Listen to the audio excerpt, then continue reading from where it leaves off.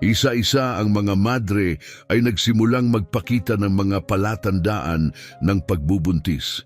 At ang nakakagulat na katotohanan ay nag-iwan ng lahat na hindi makapagsalita. Kumusta kayong lahat? Umupo, mag-relax at samahan kami sa pagbubunyag ng mahiwagang kwentong ito. Malalim sa kabundukan ng Estados Unidos, nakatayo ang monasteryo ng San Benito. Isang lugar na kilala sa mahigpit nitong disiplina at matinding debosyon. Ang mga madre roon ay nabubuhay sa ganap na pag-iisa.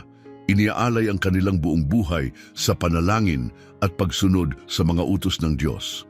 Ang tanging ugnayan nila sa labas ng mundo ay sa pamamagitan ng gawaing kawanggawa na aprobado ng monasteryo.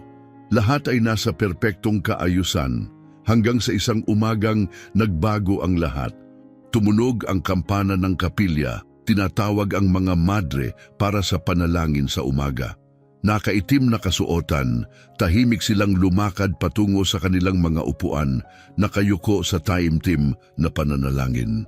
Sa unahan, nakatayo si Ina Superior Marilyn sa harap ng altar. Ang kanyang ekspresyon ay parehong mahigpit at puno ng init. Ngunit bago pa man siya makapagsimula sa panalangin, isang biglang pagdaing ang bumasag sa katahimikan. Si Madre Imelda, isang batang madre na may edad 22, ay bumagsak sa sahig. Nagulo ang buong monasteryo. Imelda! Sigaw ni Madre Agnese, nagmamadaling lumapit sa kanya sa pagkataranta. Maputla ang mukha ni Imelda, hindi pantay ang kanyang paghinga. Isang kamay ang mahigpit na nakahawak sa kanyang tiyan na tila may iniindang sakit. Nagpalitan ng mga nag-aalalang tingin ang ibang mga madre, habang ang ilan ay mabilis na tumakbo upang humingi ng tulong. Mabilis na lumapit si Ina Superior Marilyn, kitang-kita sa kanyang mukha ang pag-aalala. Dalhin siya sa silid gamutan ngayon din, utos niya. Walang pag-aalinlangan, inalalayan ni na Madre Ann at Madre Anita si Imelda upang itayo at dalhin siya sa infirmary habang ang ibang madre ay nagbulungan sa takot. May kakaibang pangamba sa hangin, may mali pero walang naglakas loob na magsalita.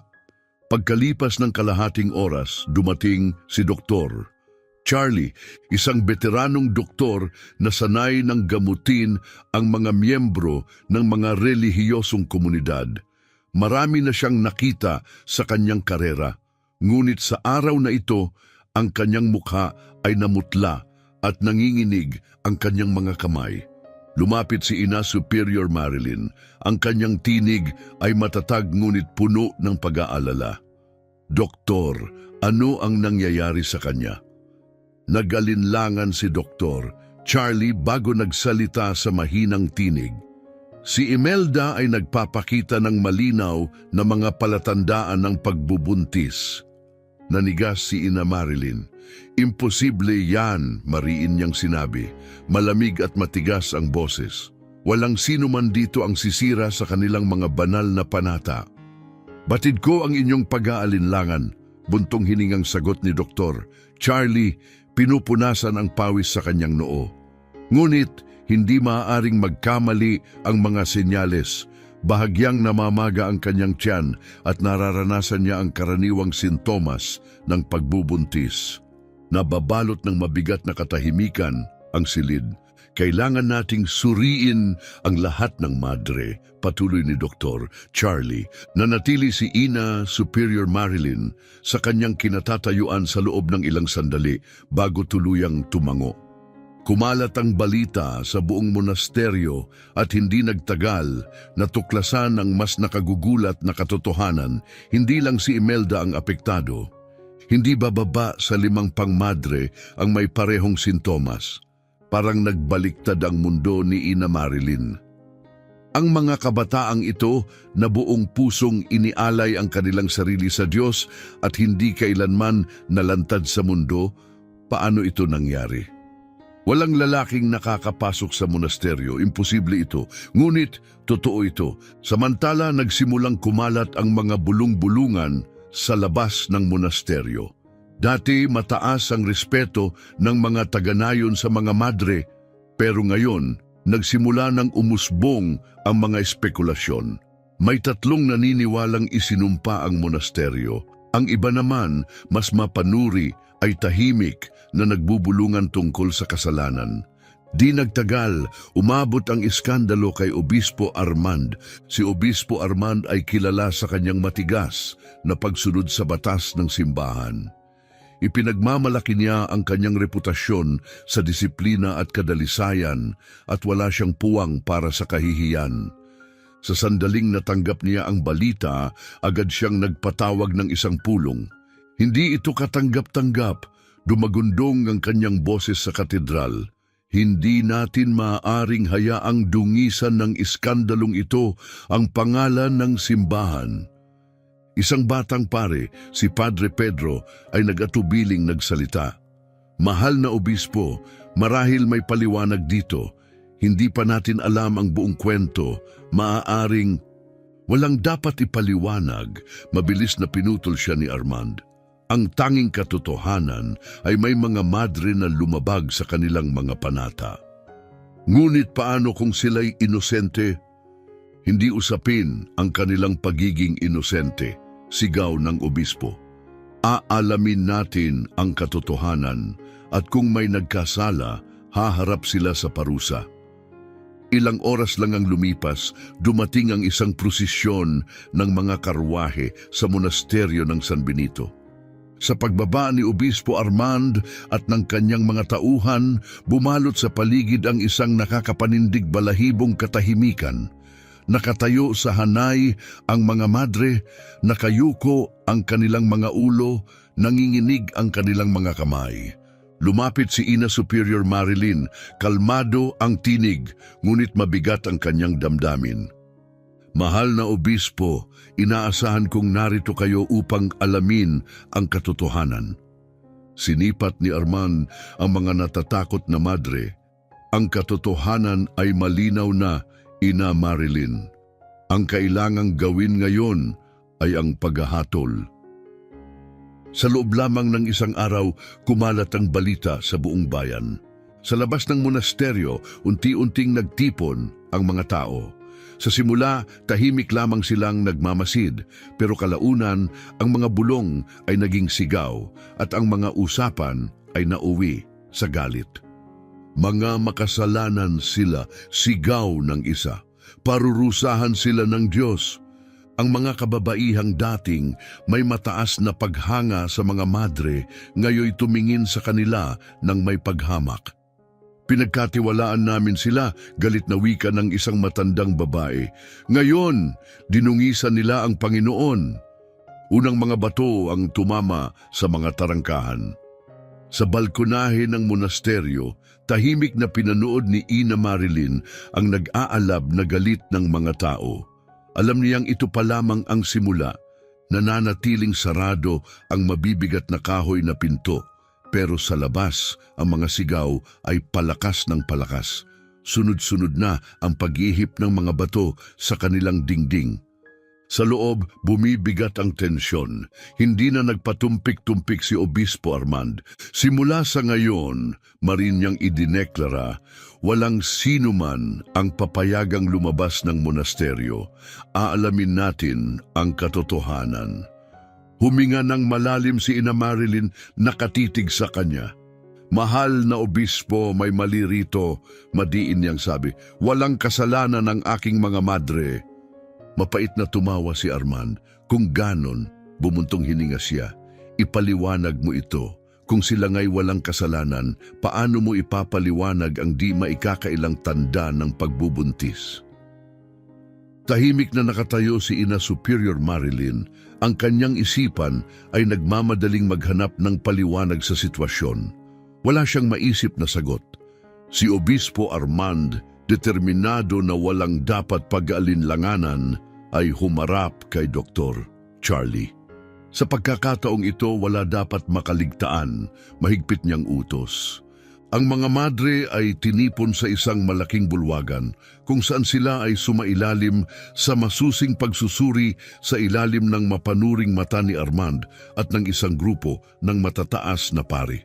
Ang ilan ay nanginig, tahimik na nagdarasal, ngunit sila'y mahigpit na sinabihang manahimik. Bakit natin kailangang tiisin ang kahihiyang ito? Halos maiyak na tanong ni Madre Ann, isa sa pinakamatandang madre. Kami ay inosente. Mahinang pinisil ni Madre Anita ang kanyang kamay bilang pagpapalakas ng loob, ngunit binaliwala ang kanilang mga pagmamakaawa. Isa-isang ipinasok ang mga madre sa silid pagsusuri. Ang pinakabata sa kanila, si Madre Elena, na halos 20 taong gulang pa lamang, ay nawalan ng malay sa sobrang takot ng hawakan ng doktor ang kanyang kamay. Si Madre Paula naman ay humagulgol habang paulit-ulit siyang tinatanong tungkol sa isang bagay na hindi niya kayang ipaliwanag. Magsabi ka ng totoo at patatawarin ka, wika ng isang matandang pari.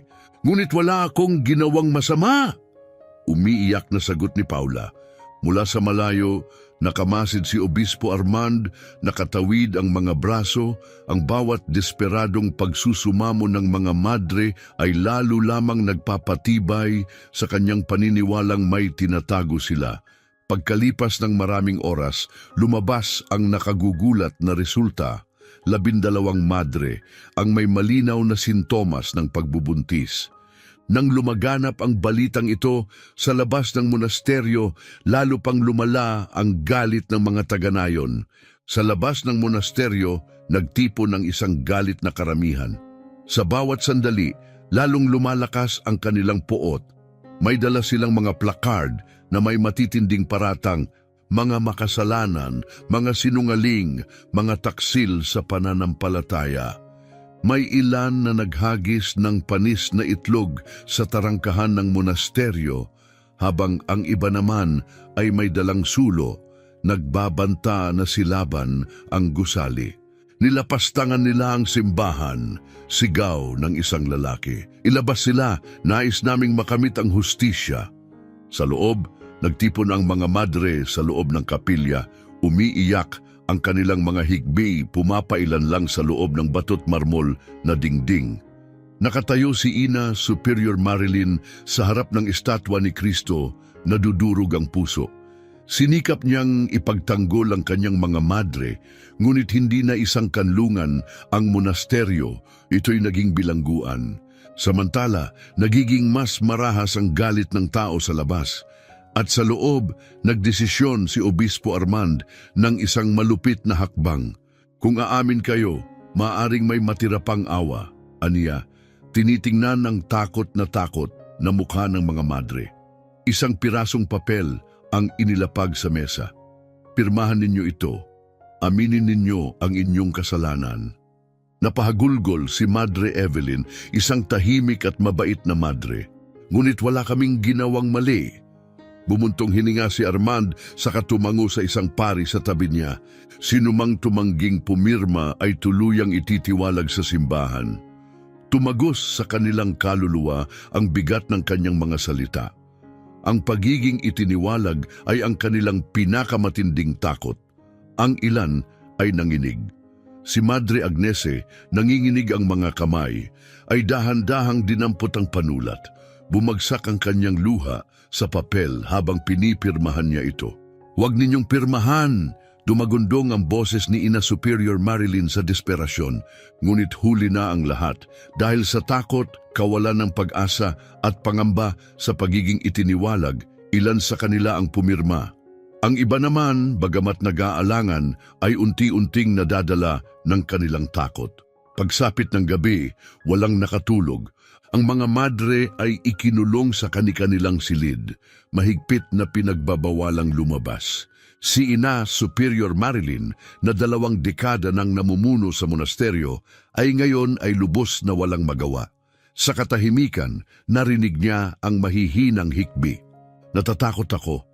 Lumingon siya, si Madre Elena iyon, ang pinakabata sa kanila, nanginginig pa rin ang maliit na katawan. Ano ang mangyayari sa amin, Ina Marilyn? Mahina niyang tanong, halos bulong na lamang, walang maisagot si Marilyn. Sa unang pagkakataon, naramdaman niyang unti-unting nawawala ang kanyang pananampalataya sa hustisya.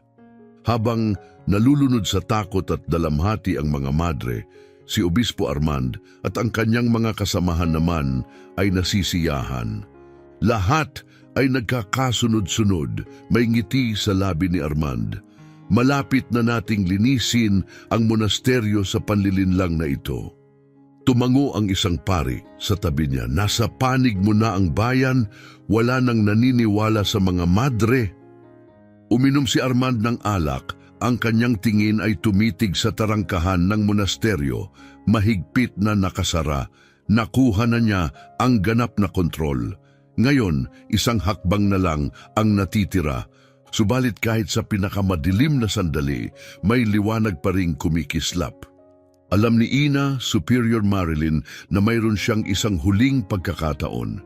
Nang gabing iyon, maingat niyang isinulat ang isang liham, tinatakan ito sa isang sobre at iniabot kay Madre Ann, ang tanging madre na pinapayagang lumabas ng monasteryo. Dalhin mo ito kay Padre Ricardo, bulong niya nang may pagkaapurahan. Nanginginig ang mga kamay ni Madre Ann habang tinanggap niya ang liham.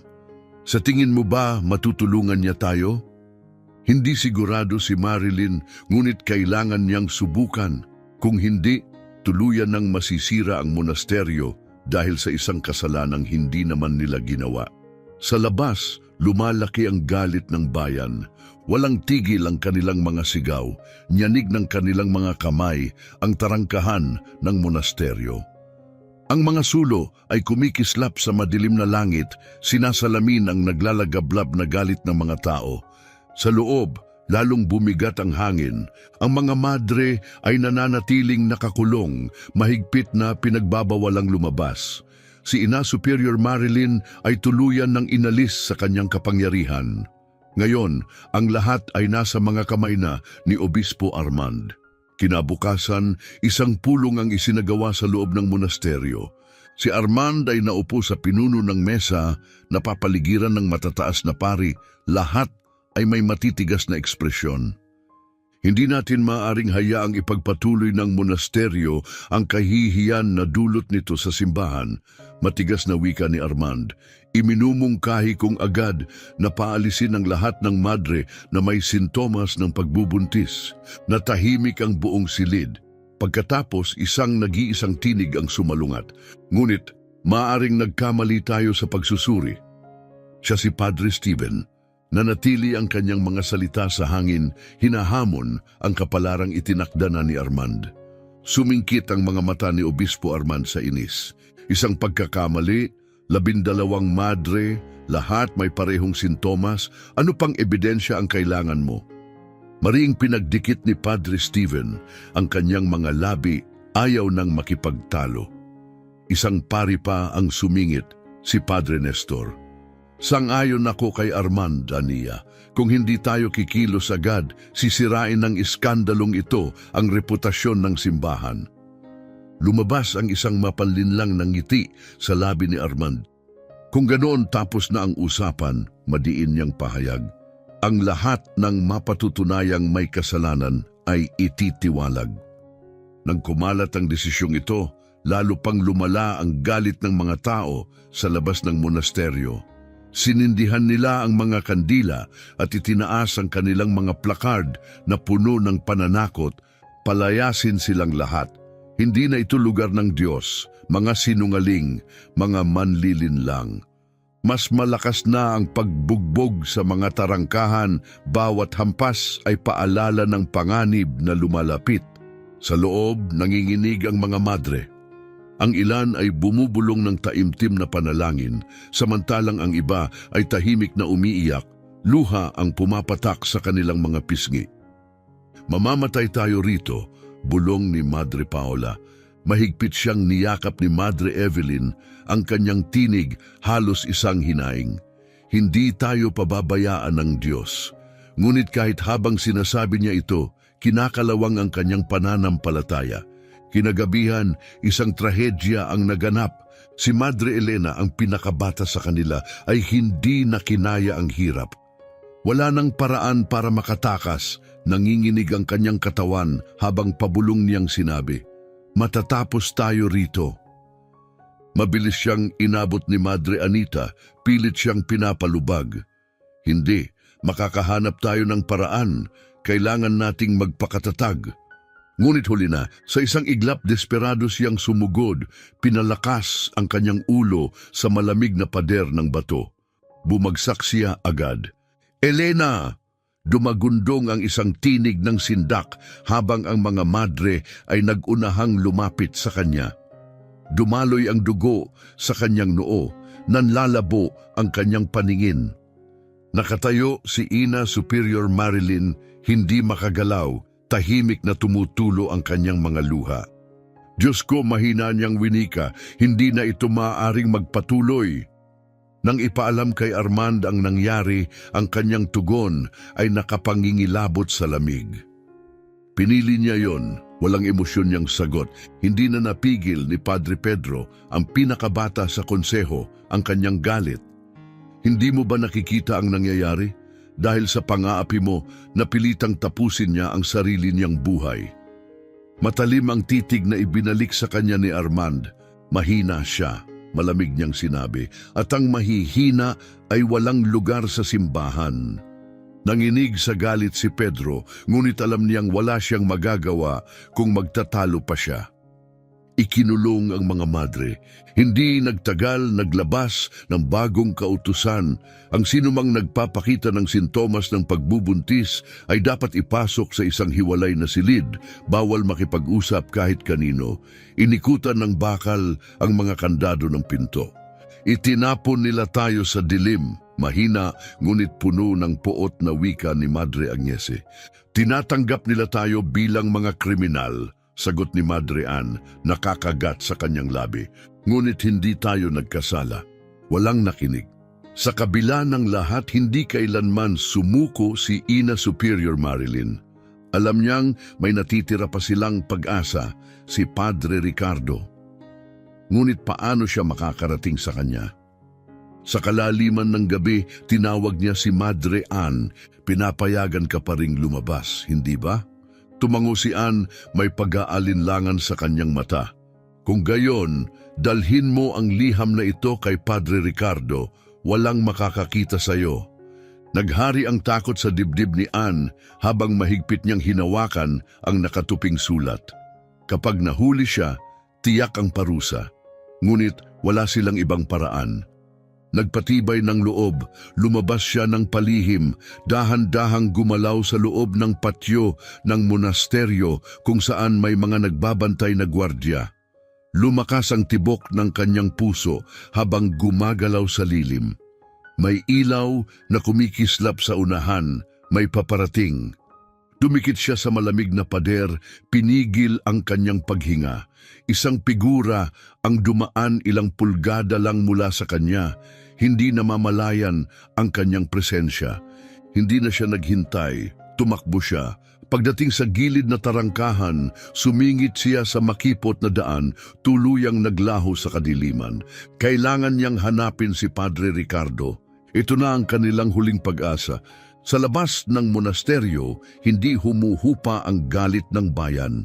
Hindi mapatahimik ng makakapal na pader ang kanilang mga sigaw ng puot, ang walang humpay na pagbayo sa tarangkahan, ang ningas ng mga sulo na nagsisilbing babala sa gabing madilim. Sa loob, mas nakakapasok na ang takot kaysa sa liwanag. Ang mga madre ay nakakulong at ang kanilang kapalaran ay hawak na lamang ni Obispo Armand. Kinabukasan, isang emergency meeting ang isinagawa sa loob ng monasteryo. Si Armand ay naupo sa dulo ng mesa, napapalibutan ng matataas na pari. Mabibigat ang kanilang ekspresyon. Hindi natin maaaring hayaang magpatuloy ang kahihiyang ito, madiin niyang sabi. Iminumungkahi kong agad ng palayasin ang lahat ng madre na nagpapakita ng sintomas ng pagbubuntis. Nabalot ng mabigat na katahimikan ang silid. Pagkatapos, isang tinig ang lumutang sa ere. Ngunit, posible kayang nagkamali tayo sa pagsusuri? Si Padre Stephen iyon, nanatili sa hangin ang kanyang tanong, tahimik na hinahamon ang desisyong ginawa ni Armand. Samantala, sa labas ng monasteryo, tumatakbo si Madre Ann sa madilim na landas patungo sa nayon. Matindi ang lamig ng hangin na sumasampal sa kanyang balat, ngunit hindi siya huminto. Hindi siya maaaring huminto. Nang lagpasan niya ang hangganan ng monasteryo, isang boses ang pumigil sa kanya. "Saan ka pupunta?" Nanigas si Ann, dahan-dahan siyang lumingon. Sa ilalim ng liwanag ng buwan, may isang figurang nakatayo. Ang mga mata ay nakatutok sa kanya. Si Padre Nestor. Isa siya sa matataas na pari, hindi kasing lupit ni Armand, ngunit duwag na lumaban sa kanya. Napalunok si Ann, bumilis ang tibok ng kanyang puso. Nahuli na ba siya? "Kailangan ko lang ng sariwang hangin," maingat na sagot ni Madre Ann. Mahigpit na hinawakan ang liham sa kanyang palad. Muling sumingkit ang mga mata ni Padre Nestor habang lumapit ng isang hakbang. Sa ganitong oras, may bahid ng hinala ang kanyang tinig. Umatras ng bahagya si Ann, bumibilis ang tibok ng kanyang puso. "Sa tingin ko may dala kang isang bagay," patuloy ni Nestor, matalim ang titig. "Pakiusap, Padre," aniya, may pagmamakaawang nanginginig sa kanyang tinig. "Huwag mo akong pigilan." Matagal siyang tinitigan ni Nestor, ngunit unti-unti lumambot ang kanyang ekspresyon. Ang hinala ay napalitan ng pag-aalinlangan. "Pupunta ka kay Padre Ricardo, hindi ba?" Nanigas si Ann. Hindi siya maaaring magsinungaling. Nagtapos ang katahimikan sa pagitan nila, ngunit bigla na lamang tumingin sa ibang direksyon si Nestor. "Umalis ka na," napasinghap si Ann. Hindi niya inaasahan ito. Ngunit wala siyang oras upang tanungin pa ang kanyang kapalaran. Tahimik siyang yumuko bilang pasasalamat bago tuluyang naglaho sa dilim ng gabi. Sa loob ng monasteryo, ganap ng pinutol ni Obispo Armand ang koneksyon ni Ina Superior Marilyn sa kahit sino paman. May mga bantay sa labas ng kanyang silid araw at gabi upang matiyak na walang sinumang makakalapit sa kanya. Alam ni Armand na siya ang huling nagtatanggol sa mga madre at nais niyang tuluyang patahimikin siya. Ngunit hindi siya iniwan ng lahat. Isang gabi lihim na dumaan si Padre Pedro, ang pinakabata sa konseho, sa mga bantay at pumasok sa kanyang silid. Mabilis siyang nagsalita, mahina ang tinig. "Ina Marilyn, halos lahat ng konseho ay nasa panig na ni Armand. Kapag hindi ito nagbago agad, tuluyang kang tatanggalin sa iyong posisyon." Tahimik na nakinig si Marilyn, hindi natinag ang ekspresyon. "Manalig ka sa katotohanan, Padre Pedro," madiin niyang sagot. "Hindi pa patay ang hustisya." Nag-atubili si Pedro, tila may nais pang sabihin, ngunit sa huli tahimik siyang tumango at umalis. Kinabukasan, nagtipon ang lahat sa patio ng monasteryo. Nakatayo sa isang mataas na plataporma si Obispo Armand. Pinagmamasdan ang mga madre at paring naroroon. Ang mukha ng karamihan ay puno ng kaba. Ang mahinang pamumuno ni Ina Superior Marilyn ang nagdala sa ating monasteryo sa kaguluhan, madiin niyang pahayag. Ang kanyang tinig ay matalim na pumunit sa katahimikan. Ipinatayo nila si Marilyn sa harapan ng lahat, ngunit siya'y nanatiling kalmado, hindi natinag. "Hindi ako naniniwalang may kasalanan ang aking mga madre," matatag niyang sagot. Malupit na tumawa si Armand. "Kung ganoon, Ina Marilyn," anya kumikislap ang kanyang mga mata sa malamig na autoridad, "paano mo ipapaliwanag na 12 sa kanila ang may palatandaan ng pagbubuntis? May paliwanag ka ba?" Hindi siya sumagot. Wala siyang ebidensya, ngunit batid niya sa kaibuturan ng kanyang puso na may isang malaking lihim na nagaganap. Agad na sinunggaban ni Armand ang pagkakataon. "Kung may natitira pang dangal sa iyo," bumibigat ang kanyang tinig, "aminin mo ang iyong pagkukulang at bumaba na sa iyong posisyon." Tahimik ang mga madre, nalulumbay. Ang ilan ay lumuluha, ngunit walang naglakas loob na magsalita. Nagsisimula ng magtagumpay si Armand. Ang kanyang kapangyarihan ay unti-unti nang bumabalot sa buong monasteryo. Ang ilan sa mga madre dahil sa matinding takot at pagdududa ay nagsimulang manghina. Bumulong si Madre Anita kay Madre Paula. Paano kung tama si Obispo Armand? Nanlaki ang mga mata ni Paula. Ano ang ibig mong sabihin? Nag-aalangan si Anita. Ibig kong sabihin, kung isa sa atin nga talaga ang lumabag sa panata, marahil... Mahigpit na hinawakan ni Paula ang kanyang kamay. Makinig ka sa akin, Maring, sabi niya. Huwag mong hayaang lasunin ka ng pagdududa. Hindi natin kasalanan ito. Ngunit huli na, naipunla na ni Armand ang binhi ng alinlangan. Hindi niya kailangang mapilitang umamin ng mga madre. Ang kailangan lang niya ay pagdudahan nila ang kanilang sarili. 3 araw ang lumipas at inilabas na ang huling hatol. Ang 12 madre ay ipatatapon mula sa monasteryo at tuluyan silang ipagbabawal sa anumang relihiyosong orden. Palalayasin sila bukas, malupit na inanunsyo ni Armand. Napahagulgol ang ilang madre, ang iba na may mahigpit na nagdasal, ngunit walang makakapagbago sa naging pasya. Sa kanyang silid pumikit si Ina Superior Marilyn at bumulong, Panginoon, iligtas ninyo kami. Walang dumating na himala. 20 milya mula sa monasteryo sa isang maliit na nayon, binasa ni Padre Ricardo ang liham na dinala ni Anne. Habang binabasa niya ang huling mga linya, namutla ang kanyang mukha. Diyos ko, mahina niyang usal. Nakatayo sa harapan niya si Madre Anne, nanginginig. Naniniwala ka ba sa amin? Halos bulong niyang tanong. Matalim ang naging tingin ni Ricardo. Naniniwala ako, sagot niya. Bigla siyang tumayo, kumikislap sa kanyang mata ang matinding determinasyon. Kailangan nating iligtas sila bago mahuli ang lahat. Kinagabihan, mahigpit na nakakulong ang mga madre sa kanilang mga silid. Sa labas, buong yabang na tinatamasa ni Armand ang kanyang tagumpay, walang kamalay-malay sa paparating na panganib. Si Padre Ricardo ay patungo na. Sa pagsikat ng araw, sa monasteryo ng San Benito, hindi kapayapaan ang dumating. Sa halip, nagsimula ang isang trahedya. Isa-isa inilabas ang 12 madre mula sa kanilang mga silid, pinilit na maglakad patungo sa tarangkahan ng monasteryo. Maputla ang kanilang mga mukha, nanginginig ang kanilang mga kamay. Pinalalayas sila, hindi na maaaring bumalik, tuluyang wala ng lugar sa simbahan.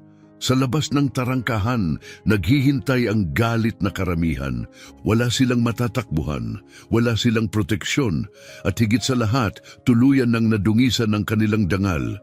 Tumunog ang kampana ng kapilya, hindi upang tumawag sa panalangin, kundi upang ipahayag ang pagbagsak ng mga inosenteng kababaihang ito.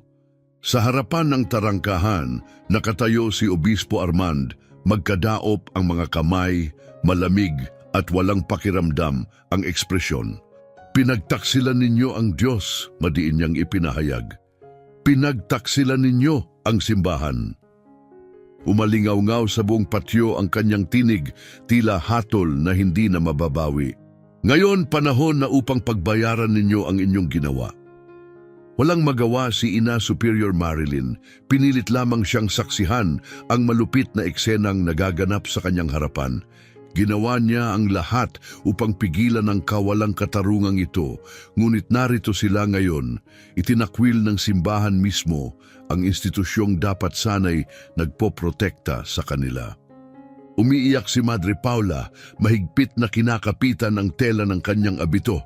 Wala kaming ginawang masama, pakiusap, hayaan ninyo kaming magpaliwanag. Hindi man lang siya nilingon ni Armand. Nagkaroon kayo ng pagkakataong umamin anya, walang bahid ng simpatiya sa kanyang tinig. Ngunit pinili ninyong lumaban. Isang kumpas lang ng kanyang kamay, bumukas ang tarangkahan ng monasteryo. Sa labas, naghihintay na ang galit na karamihan. Sa sandaling lumabas ang mga madre, sumabog ang galit ng masa. Mga taksil sa Diyos, sigaw ng isang lalaki. Isinumpa kayo, lumayas kayo.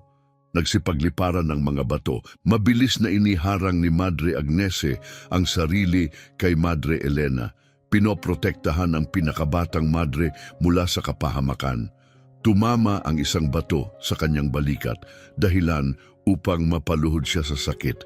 Mabilis na sumugod si Ina Superior Marilyn, itinayo ang kanyang sarili sa pagitan ng kanyang mga madre at ng nag-aalab na tao. Itigil ninyo ito, pagmamakaawa niya. Wala silang kasalanan, ngunit walang nakinig. Isang lalaki ang nagsaboy ng maruming tubig sa kanila.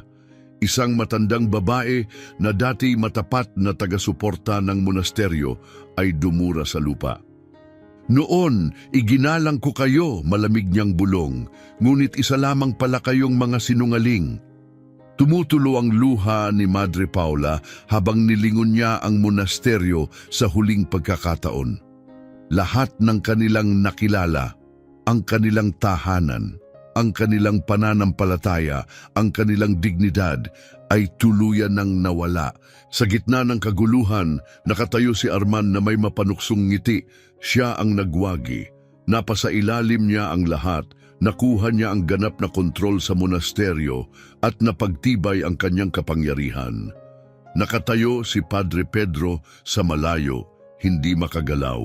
Wala ka bang nararamdamang kahihiyan, mahina niyang bulong? Saglit siyang tiningnan ni Armand bago mapait na ngumisi. Kahihiyan, kaliligtas ko lang sa dangal ng simbahan. Ngunit sa gitna ng galit na pulutong, isang figura ang lumitaw. Dumating na si Padre Ricardo. Malapit sa tarangkahan ng monasteryo, mahigpit na kumapit si Madre Ann sa bakal na rehas. Punong-puno ng pag-asa ang kanyang mga mata. Makakarating ba siya sa oras? Mabilis na lumapit si Ricardo, ngunit bago niya maaabot si Armand, hinarang siya ng mga bantay. Kailangan kong makausap ang obispo ngayon din, madiin niyang utos, ngunit hindi gumalaw ang mga bantay. Wala siyang nagawa kundi panoorin ang walang kasalanang mga madre na itinapon palabas ng monasteryo na parang mga kriminal. Walang pag-aalinlangang iniutos ni Armand ang pagsasara ng tarangkahan. Sa isang malakas na dagundong, bumagsak ang mabibigat na pinto, parang tuluyang binura ang mga babae sa kanilang dating buhay. Nanginig si Madre Elena, puno ng takot ang kanyang malalaking mata. Saan tayo pupunta? Mahigpit siyang hinawakan ni Marilyn. Hindi ko alam, tapat niyang sagot. Ngunit hindi kita iiwan. Dahan-dahan silang naglakad palayo, tinatanggap ang malamig na tingin ng mga taga-nayon na minsan nilang tinuring na pamilya. Nananatili pa ring nakatayo si Padre Ricardo sa harap ng tarangkahan, nakatikom ang kamao. Mahina ngunit matatag ang kanyang tinig. Isa itong pagkakamali. Walang sumagot, ngunit sa hanay ng mga bantay, may mga sumulyap sa isa't isa. Ilan sa kanila ang nag-alinlangan. Marami na silang nasaksihang kawalang katarungan at unti-unti nilang sinisimulang questionin ang autoridad ni Armand. Ricardo ay umatras ng isang hakbang. Alam niyang hindi pa niya magagapi ang tarangkahan ngayon, ngunit nagsimula na siyang magplano. Matapos ang ilang oras ng tahimik na paglalakad, narating ng mga madre ang hangganan ng isang masukal na kagubatan. Nanginginig sila sa lamig, pagod na pagod ang kanilang mga katawan. Dito muna tayo magpapahinga ngayong gabi, anunsyo ni Marilyn. Yumakap si Madre Agnese kay Madre Elena, sinusubukang painitin ito. Tahimik na tumingala si Madre Paula sa langit, bumabagsak ang mga luha sa kanyang pisngi. Nawala na sa kanila ang lahat, ngunit magkasama pa rin sila. Sa loob ng monasteryo, naupo si Armand sa kanyang opisina, itinungga ang isang baso ng alak, nilalasap ang kanyang tagumpay. Iniisip niyang tapos na ang lahat. Hindi niya alam, sa loob lamang ng ilang araw, lalabas ang nakagigimbal na katotohanan. Samantala, sa isang maliit na simbahan sa Karatignayon, mabilis na binuklat ni Padre Ricardo ang isang lumang aklat ng medisina. Nakaupo sa tapat niya si Madre Anne, kinakabahang nakatikom ang mga kamay. May nakita ka na ba? Tanong niya. Halos hindi marinig ang sariling tinig. Muling bumuklat si Ricardo ng pahina at biglang nanlaki ang kanyang mata. Narito na, bulong niya. Lumapit si Ann. Ano ang natuklasan mo? Madiing itinuro ni Ricardo ang isang linya ng teksto. Ang mga sintomas na naranasan ng mga madre. Tumingin siya kay Ann, matindi ang ekspresyon, hindi palaging indikasyon ng pagbubuntis. Halos hindi makahinga si Ann. Kung ganoon, ano ang ibig sabihin nito? Dahan-dahang huminga si Ricardo. Maaari silang nalason ng isang artipisyal na hormone. May dumaloy na ginaw sa katawan ni Anne. Ibig mong sabihin, sinadya ito? Tumango si Ricardo. Kailangan nating muling suriin ang kanilang mga pagsusuri, ngunit sa tingin ko, isa itong sabwatan. Kinagabihan, lihim na nakipagpulong si Ricardo kay Dr. Santiago Fuentes, isang doktor na hindi nasa ilalim ng impluensya ng simbahan. Matalim na pinag-aralan ni Santiago ang mga ulat at sintomas ng mga madre. Matapos ang mahabang katahimikan, tumingin siya kay Ricardo. Madilim ang ekspresyon. Tama ka, Padre. Ang mga sintomas na ito ay hindi mula sa natural na pagbubuntis. Kumunot ang noo ni Ricardo. Kung ganoon, posible ba na... Dahan-dahang tumango si Santiago. Kung susuriin natin ang dugo nila, maaring makahanap tayo ng ebidensya. Ngunit kailangan ko ng sample mula sa isa sa mga madre. Sa loob ng kagubatan, maingat na nakinig si Marilyn habang ikinukwento ni Madre Ann ang natuklasan ni Padre Ricardo. Nagdilim ang kanyang ekspresyon. Kung totoo ngang nilason sila, sino ang may gawa nito at bakit? Ngunit bago nila hanapin ang mga sagot, kailangan muna nilang makuha ang ebidensya. Ako ang pupunta, mariing sabi ni Marilyn. Napasinghap si Madre Agnes. Ina, huwag, kapag nahuli ka. Kung hindi ako pupunta, putol ni Marilyn, hindi natin malilinis ang ating pangalan. Binalot ng makapal na balabal, lihim na lumabas si Marilyn patungong bayan. Bago siya umalis, tumingin siya sa mga madre na dumaan sa lahat ng pagsubok kasama niya. Ipanalangin ninyo ako, bulong niya. Niyakap siya ni Madre Paula, luhaang bumulong. Naway protektahan ka ng Diyos.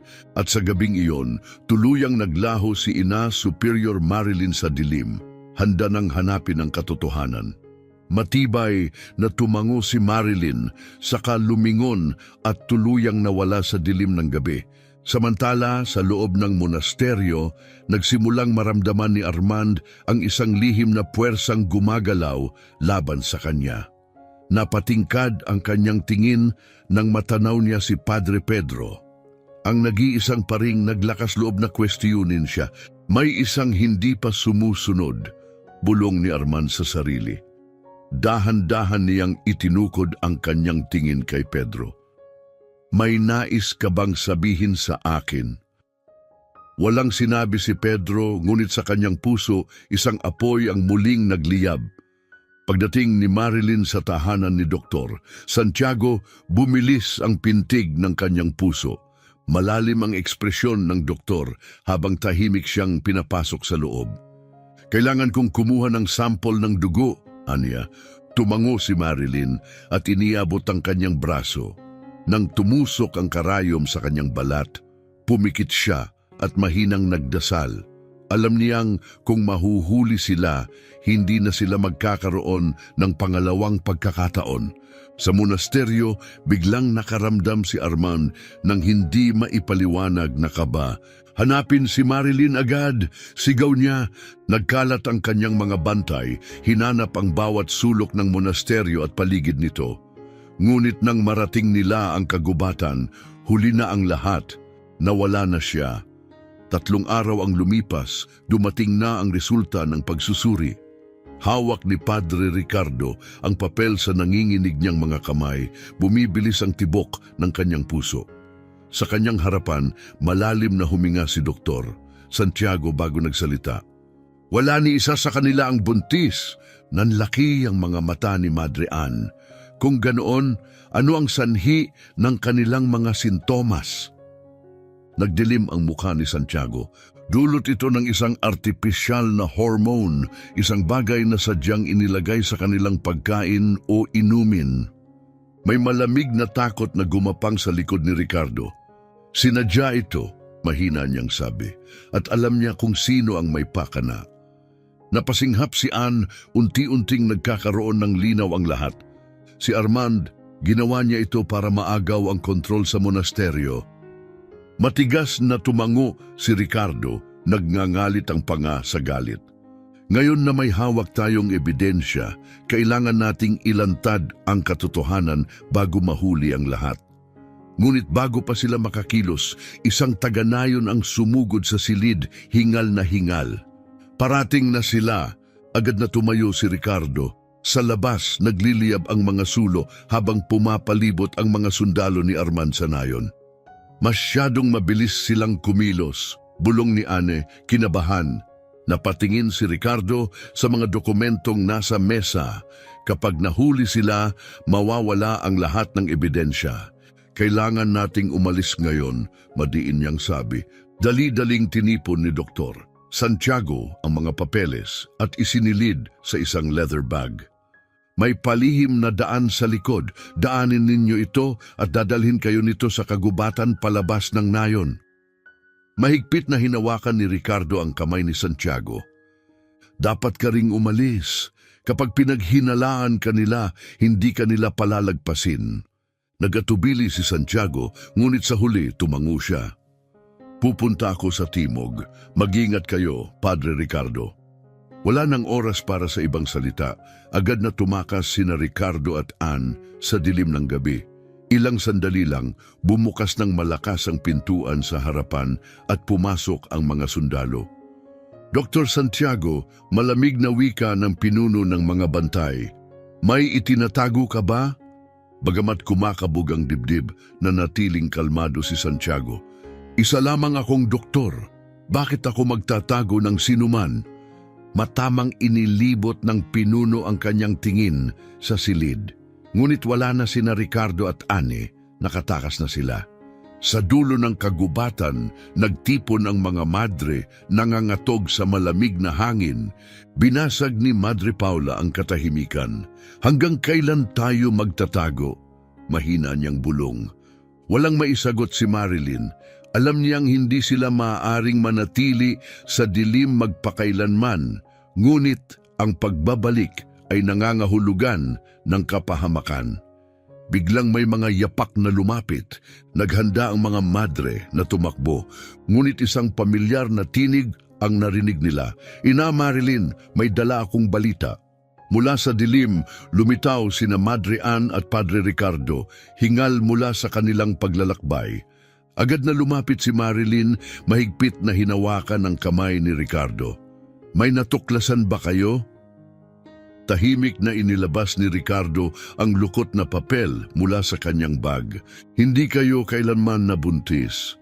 Napalunok ang mga madre sa pagkagulat. Mahigpit na hinawakan ni Madre Agnese ang kanyang dibdib. Kung ganoon, ano ang dahilan ng mga sintomas? Nagtaglay ng matinding galit ang ekspresyon ni Ricardo. May naghalo ng artipisyal na hormone sa inyong pagkain at tubig.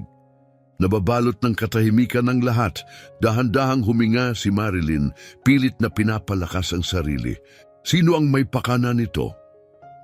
Diretsyong tumitig si Ricardo sa kanyang mga mata. Si Armand. Sa loob ng monasteryo ng San Benito, nakaupo si Obispo Armand sa kanyang silid, naniniwalang tuluyan na siyang nagtagumpay. Ngunit sa sulok ng silid, hindi na nakapagtimpi si Padre Pedro. Masyado ka nang lumampas sa iyong hangganan, nanginginig sa galit niyang sabi. Sinira mo ang buong monasteryo para lang sa iyong ambisyon.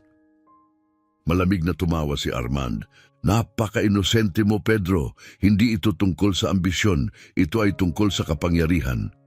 Nakanguyngoy na napakuyom ang kamao ni Pedro, ngunit wala siyang magawa nang wala pang ebidensya. Sa gitna ng kagubatan, nagdesisyon si Marilyn. Kailangan nating bumalik. Nagulat si Madre Elena, ngunit kung bumalik tayo, huhulihin nila tayo. Nanatiling matibay ang tingin ni Marilyn. May hawak tayong katibayan. Kapag hindi tayo kumilos, ang kasamaan ang magwawagi. Matatag na tumango si Ricardo. Sasamahan ko kayo. Dumating na ang oras.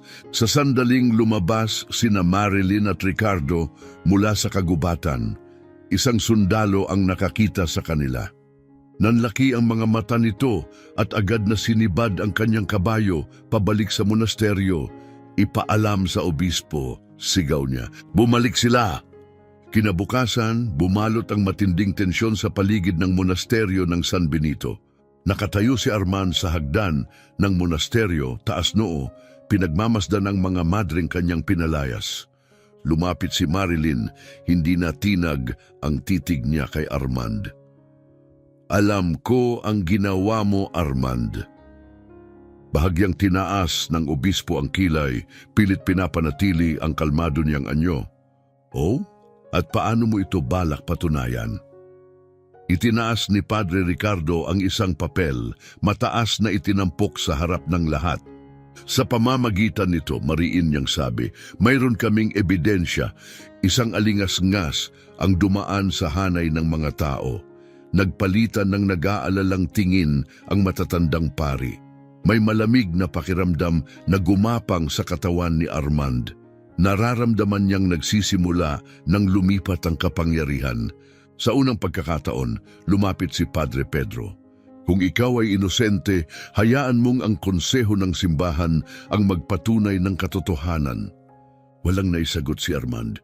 Wala na siyang matakbuhan. Matagal nang nakabalot ng kadiliman ang monasteryo ng San Benito. Ngunit sa wakas, lumilitaw na ang liwanag. Nakatayo sa tarangkahan, hinarap ni Ina Superior Marilyn si Obispo Armand, ang taong nagbura sa kanyang pangalan at sa kanyang mga madre.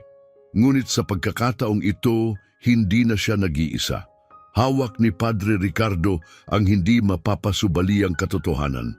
Pinatutunayan ng mga resulta ng pagsusuri na hindi kailanman nabuntis ang mga madre, aniya. Nilason sila gamit ang artipisyal na hormone. Mabigat ang katahimikan na bumalot sa lahat. Napuno ng pag-aalinlangan ang mata ng matatandang pari. Kinuha ni Padre Pedro ang dokumento mula kay Ricardo at mabusising pinag-aralan ito. Kung totoo ito, sino ang may kagagawan? Hindi nagatubili si Ricardo, direkta niyang tinitigan si Armand. Alam mo na ang sagot. Mababang tawa ang pinakawalan ni Armand, pilit itinatago ang pag-aalinlangan sa kanyang mukha. Isang kalokohan. Nagsusubok kayong mag-imbento ng kwento upang pagtakpan ang mga babaeng makasalanan. Muling lumapit si Marilyn, matatag ang boses. Kung sila nga ay may kasalanan, payagan mong isang malayang doktor ang muling magsuri sa kanila. Kung wala kang itinatago, bakit ka tatanggi?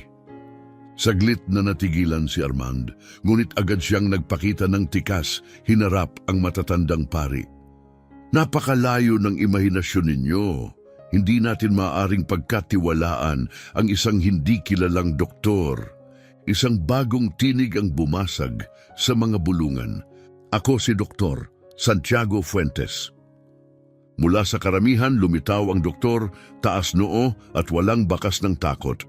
Ako mismo ang nagsuri sa dugo ng mga madre. Isinusumpa ko sa harap ng Diyos, sila ay inosente. Napalitan ng pagkabigla ang paligid.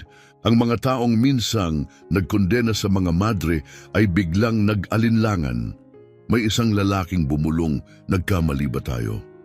Isang matandang babae ang napahawak sa kanyang mukha, nanginginig. Isinumpa ko sila, ngunit inosente pala sila.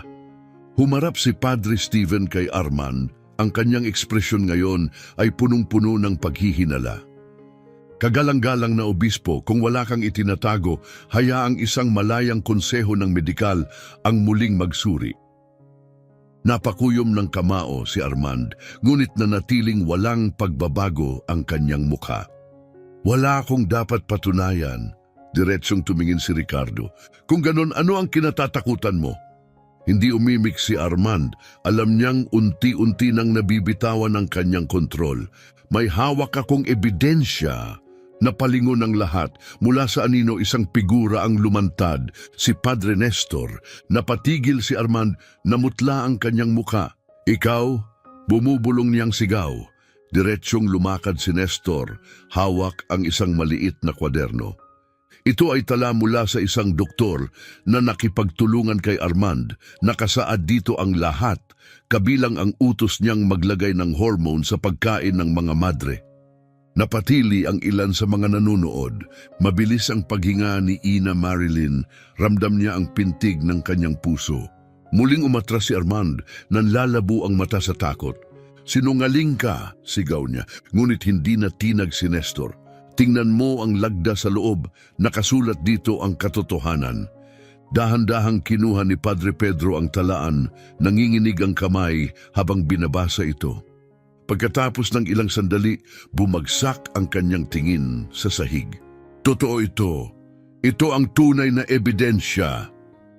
Maging ang mga matataas na pari na dating panig kay Armand ay hindi na makatanggi. Lahat ng itinayo niya, ang kanyang kapangyarihan, ang kanyang kontrol, ay biglang gumuho. Nakita ni Armand ang katapusan niya. Walang salitang lumabas mula sa kanyang bibig. Bigla siyang tumalikod, tumakbo patungo sa likod ng monasteryo, desperado sa pagtakas. Ngunit huli na, ang mismong mga taong minsang sumuporta sa kanya ay hinarangan ang kanyang daanan. Hindi ka basta makakatakas, malamig na wika ng isang taga-Nayon. Mabilis na dumami ang mga taong pumalibot sa kanya. Una, isang bato ang lumipad. Sinundan ng isa pa. Bumagsak si Armand sa lupa habang ang galit ng bayan ay dumagundong sa paligid niya. Mabilis na sumugod ang mga bantay upang pigilan ang kaguluhan, ngunit huli na ang lahat. Tapos na si Armand. 2 araw ang lumipas, nagsagawa ng isang pang-emerhensyang pagpupulong ang mataas na konseho ng simbahan. Sa loob ng malaking bulwagan, nagtipon ang mga matataas na pari. Mabigat ang ekspresyon. Sa harapan, nakatayo sina Ina Superior Marilyn at ang kanyang mga madre, tahimik na naghihintay sa hatol. Dinala si Obispo Armand sa silid, ang dating makapangyarihang obispo. Ngayon ay isa na lamang anino ng kanyang dating sarili. Ang hatol ay tiyak. Dinungisan mo ang simbahan at pinagtaksilan mo ang iyong banal na panata. Nanatiling walang emosyon si Armand, ngunit sa likod ng kanyang malamig na tingin, alam ng lahat, siya ay talunan. Sa isang malakas na tinig, ipinahayag ng punong pari ang huling pasya. Ikaw ay tuluyang tinatanggal sa iyong posisyon at panghabambuhay na ititiwalag sa simbahan. Hindi gumalaw si Armand. Isa-isang tumalikod ang mga pari sa kanya, isang malinaw na simbolo ng ganap na pagtakwil. Habang siya'y dinadala palabas ng monasteryo, bumalot ang isang kakaibang katahimikan sa paligid. Sa unang pagkakataon, sa loob ng maraming linggo, nakaramdam ng kapayapaan ang monasteryo ng San Benito. Tahimik na tumingala si Marilyn sa langit, ipinaabot ang kanyang pasasalamat. Sa paligid niya, nagyakapan ang mga madre, hindi na dahil sa takot, kundi sa kaluwagan. Masyado silang matagal na nabuhay sa pangamba. Ngayon sila ay malaya, ngunit hindi pa tapos ang kanilang gawain. Kailangan nilang ibangon muli ang monasteryo, kailangan nilang ibalik ang kanilang dangal, at ang kanilang kwento ay hindi pa tapos. Si Obispo Armand ay kinaladkad palabas ng monasteryo ng San Benito. Ang kanyang mukha ay pinaghalong galit at desperasyon. Hindi niya kailanman inakala na mahuhulog siya sa ganitong kalagayan. Iniwan ng mismong institusyong minsan niyang pinamunuan, tinanggalan ng kanyang mga titulo at pinalayas bilang isang kahiyahiyang tao. Sa labas, lumubo ang bilang ng mga tao. Ang kanilang mga bulungan at pag-uusap ay mabilis na kumalat tulad ng apoy. Isang lalaki ang itinuro siya, puno ng hinanakit ang tinig. Niloko niya tayong lahat. Isang babae ang umiling, nangingilid ang luha sa kanyang mga mata. Pinagkatiwalaan namin siya, ngunit isa lamang pala siyang halimaw. Pagkatapos lumipad ang unang bato, napaatras si Armand, pilit na tinatakpan ang kanyang mukha nang bumagsak ang mas marami pang mga bato. Napasigaw siya sa pagtutol, nanginginig ang kanyang boses. Tigil! Ako ay isang obispo, naglingkod ako sa Diyos. Ngunit walang nakinig. Ang parehong taong minsang nasa panig niya ay ngayon ay bumaling laban sa kanya. Hindi sumaklolo ang mga kabalyero ng simbahan, hindi upang protektahan siya, kundi upang tuluyan siyang alisin at burahin ang kanyang presensya mula sa monasteryo magpakailanman. Lumapit ang isang matandang pari at binigkas ang huling hatol. Obispo Armand, ikaw ay tinatanggal sa lahat ng ranggo at ipinagbabawal na muling tumapak sa alinmang monasteryo sa lupaing ito. Simula ngayon, hindi ka na bahagi ng simbahan. Bumagsak si Armand sa kanyang mga tuhod, nanginginig ang kanyang mga labi. Hindi ito maaaring mangyari. Ngunit tapos na ang paglilitis. Habang siya'y inilalayo, bumukas ang tarangkahan ng monasteryo at doon nakatayo si Ina Superior Marilyn. Sa kanyang harapan, nakatayo ang kanyang mga madre, mga babaeng dumanas ng kahihiyan at kalupitan, ngunit hindi kailanman nawala ang kanilang pananampalataya. Ngayon, nagwagi ang hustisya. Lumapit si Padre Ricardo, ang kanyang tinig matatag at puno ng paninindigan. Ang mga madre ng monasteryo ng San Benito ay walang kasalanan. Hindi nila kailanman nilabag ang kanilang mga panata. Nanahimik ang lahat. Pagkatapos, isang palakpak ang pumunit sa katahimikan. Isang matandang babae, ang parehong taong minsang isinumpa ang mga madre, ay lumuhod sa harap ni Ina Marilyn. Patawarin ninyo kami, bulong niya. Nabulag kami ng kasinungalingan. Tiningnan ni Marilyn ang kanyang paligid, pinagmasdan ang mga tao. Ang kanyang tinig ay kalmado ngunit matibay. Nagtagumpay ang katotohanan, ngunit higit sa lahat, dapat nating matutunang magpatawad. Nagsimula ng bumagsak ang luha, hindi ng kalungkutan, kundi ng kaginhawaan. Nagyakapan ang mga madre. Sa unang pagkakataon matapos ang mahabang panahon, sila'y malaya.